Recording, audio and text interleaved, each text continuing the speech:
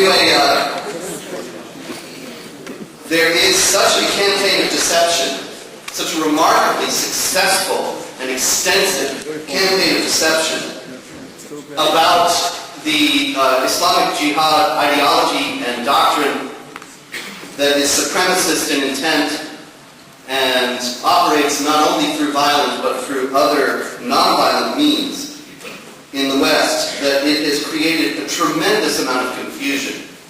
Dr. Bouquet just very ably gave you a number of Quran verses and a number of very telling quotations from Islamic authorities indicating these expansionist and supremacist goals.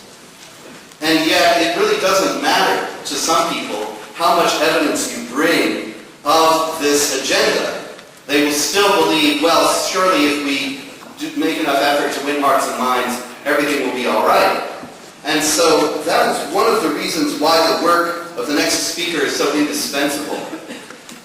Because it's very hard to maintain this denial, this unwillingness to face reality, when one is confronted with vivid and unmistakable visual evidence of the fact that these are not just dusty old quotations from old books that nobody pays attention to anymore, but a vivid, a genuine reality that Muslims are acting upon against Israel and against other free nations. Itamar Marcus is the director of Palestinian Media Watch, which is one of the most extraordinary resources in the world today, monitoring and reporting upon media in the Palestinian Authority and giving the lie every day to the picture of the Palestinian Authority that is taken as axiomatic by Western government and media. He was the director of research for the Center for Monitoring the Impact of Peace from 1998 to 2000, writing studies on Palestinian, Jordanian, and Syrian school textbooks, and much of that work on textbooks, which is extraordinarily revealing in how Palestinians and other jihadist Muslims are raising their children, continues at Palestinian Media Watch. And I understand you have an audio-visual presentation for us, which will show just some of the remarkable work of Itamar Marcus. And so please welcome now Dr. Itamar Marcus.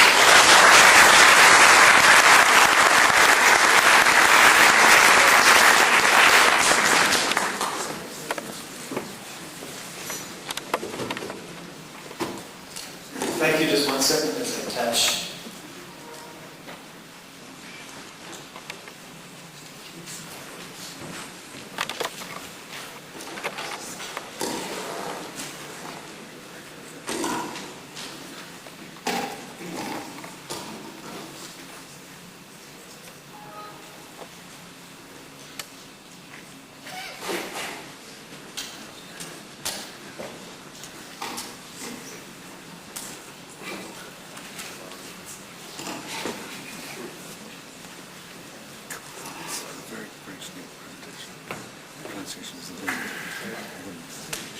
Okay.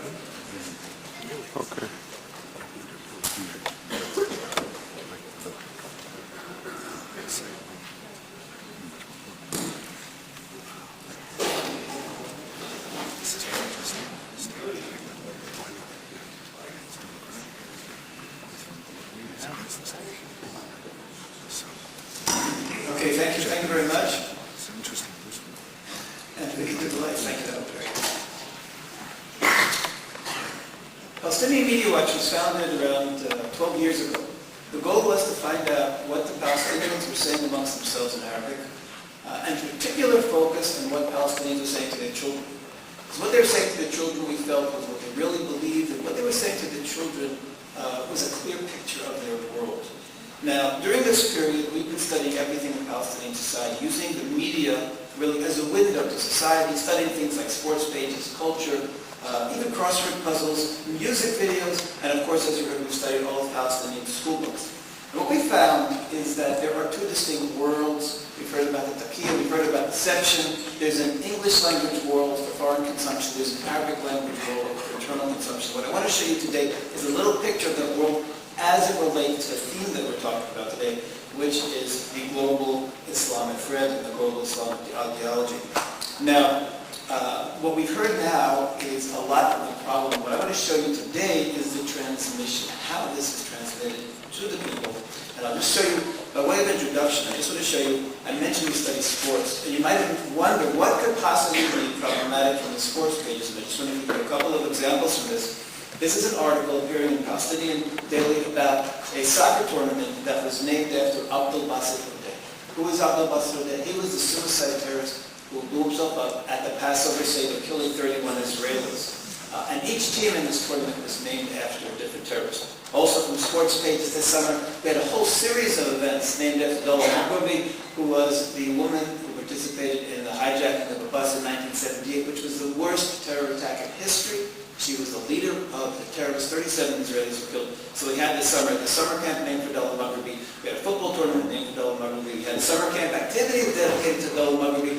All of this coming in the sports pages. Now, one interesting item related to sports and also related to our themes, we've had many events named after Saddam Hussein. In the month he was executed, we already had 2 soccer tournaments named after Saddam Hussein. Why is this? Because the Palestinians, like many different parts of the world, are globalizing the conflict. They are not seeing this as an Israeli-Palestinian territorial conflict, but they're seeing it as part of a global conflict against the West.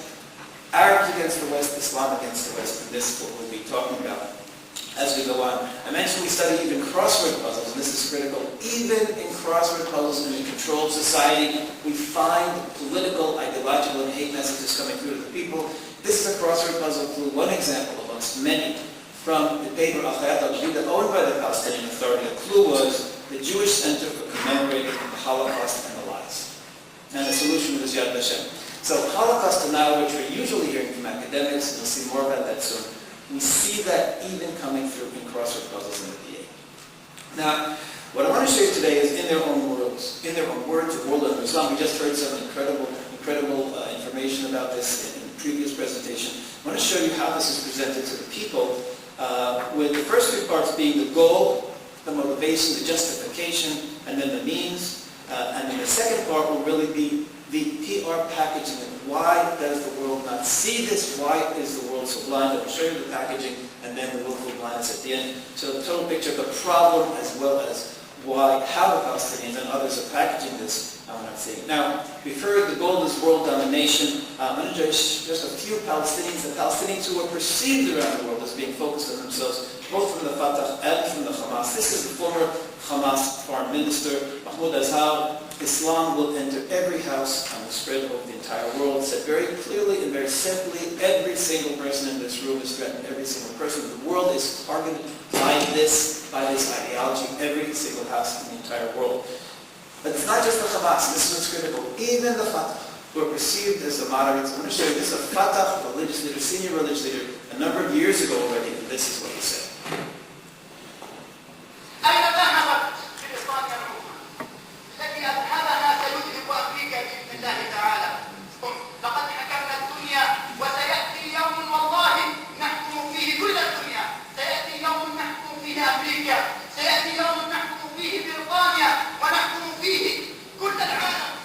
We rule the world before we rule the world. Again, this is the message to the people that there is this glorious past that has to be redone. Now, teaching children. How are children getting this supremacist ideology? I wanted to show you one example of this. Now, this is from Hamas television. And by the way, everything I'm showing you from both Fatah Palestinian TV and Hamas TV goes out to the entire world. The entire world by satellite, so that anyone in Europe who speaks Arabic, anyone in North America, children who speak Arabic, can be watching and are watching these programs as well.